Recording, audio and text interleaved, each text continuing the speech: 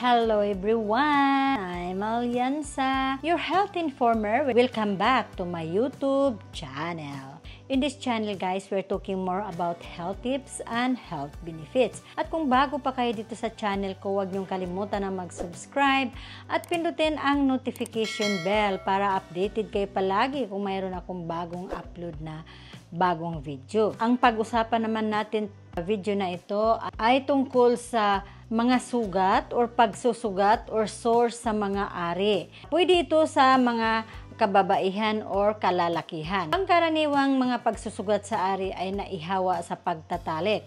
Minsan, mahirap malaman kung ano nga ang sanhi ng pagsusugat kasi halos pare-pareho or madalas magkamukha yung mula sa sipilis at ibang sakit. Madali kang mahawaan kung mayroon kang mga sugat sa ari or yung partner mo. Para maiwasan ang mahawaan ka, lalo na ang AIDS, mas magandang huwag mo nang makipagtalik kung may sugat ka sa ari. Maraming sakit na nagdudulot ang sugat sa ari katulad ng sipilis. Pwedeng magtatagal sa katawan mo o sa itong bakterya na magagamot kung maagapan agad. Ang isang palatandaan ng sipilis ay isang maliit, hindi masakit na sugat na pwedeng mukhang tagihawat, flat at parang kulugo o bukas na sugat. Magtagal ng ilang linggo ang sugat na ito at pagkatapos kusang mawawala pero patuloy ang pagkalat ng sakit sa iyong katawan. Nakakahawa ka sa magiging partner mo. Pagkaraan ng ilang linggo or buwan, magkaroon ka ng pamamaga ng lalamunan, lagnat, rashes, sa talampakan or palad, sugat or singaw sa bibig or namamagang kaso-kasuhan. At sa panahong ito, ikaw ay makakahawa na sa iba. Ang sipilis, lalo na sa mga buntis, ay pwedeng ipasa sa sanggol na isisilang. Pwedeng magsilang ng mas maaga, may kapansanan ang sanggol or ikamatay pa. Kailangan pagbuntis ang babae na may nararamdaman ng katulad ng sipilis, maaring magpatisting agad ng dugo para mapigilan ang sakit at hindi mapahamak ang sanggol. Kung makita sa test na may sipilis ang buntis, pareho silang gagamutin ng partner niya. Kailangan magpatingin ng doktor para mabigyan agad ng lunas at para hindi maikalat sa iba. Kadalasang gamot nito guys ay benzathine, penicillin. Depende sa doktor kung ano ang dosage niya. Kailangan niyo talagang magpatingin kasi hindi ito over-the-counter na gamot.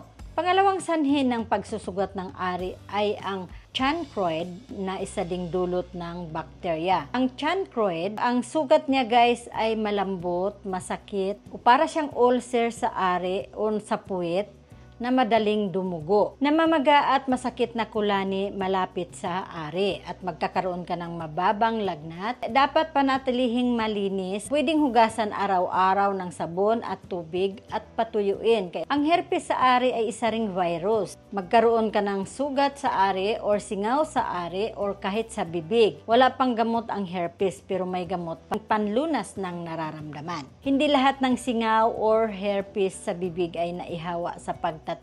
Madalas magkaroon ng ang mga bata at matanda ng singaw sa bibig na dulot ng ibang herpes virus kapag may sipon at ubo. Malalaman mo ang herpes kasi makati siya, masakit o parang tumutusok sa palibot ng ari. Magpa-check up kayo ng doktor. Sila ang magbibigay ng tamang lunas sa nararamdaman mo. Maliit na paltos na pumuputok at nagiging masakit at bukas sugat sa ari. Ang nararamdaman kadalasan sa unang sugat ng herpes ay magkalagnat, sakit ng ulo, pananakit ng katawan, pangangatog at namamagang kulani sa palibot ng ari at magtatagal ito ng 3 months or more. Kung buntis ka at may herpes, kailangan sa hospital ka manganak kasi para maagapan ang sanggol. Pansamantalang lunas sa herpes ng ari ay lagyan or lapatan mo ng malinis na yelo. I-try nyo rin ang malinis na tela at ibabad sa maitim na tsa or tea tapos ilapat sa sugat. Subukan nyo rin na umupo sa planggana or batya na may malinis at malamig na tubig. Pwede rin ang baking soda or cornstarch, ihalo at itapal sa sugat. pwede nyo ring subukan ang Acyclovir. I think hindi yan mabili over the counter. Kung hindi talaga madala sa mga home remedies, kailangan talagang magpatingin na kayo ng doktor. Kung may nararamdaman kayong kakaiba sa katawan, kailangan magpatingin na kayo ng doktor bago lumala ang sakit. Kasi sinasabi ko nga, prevention is better than cure. Remember guys, health is wealth. Kung may gusto kayong itanong tungkol sa topic na ito, mag-comment lang kayo below. Hanggang dito na lang tayo guys sa topic natin. Sana may natutunan kayo dito. At kung bago pa kayo dito sa channel ko, huwag niyong kalimutan na mag-subscribe at pindutin ang notification bell para updated kayo palagi kung mayroon akong upload na bagong video. Hindi ako magsasawang magpasalamat sa lahat ng mga subscribers, non-subscribers, lalo na sa mga silent viewers. Maraming salamat po sa suportang binigay nyo dito sa channel ko. Pagpalain po kayong lahat guys. May God bless us. Bye and thank you for watching.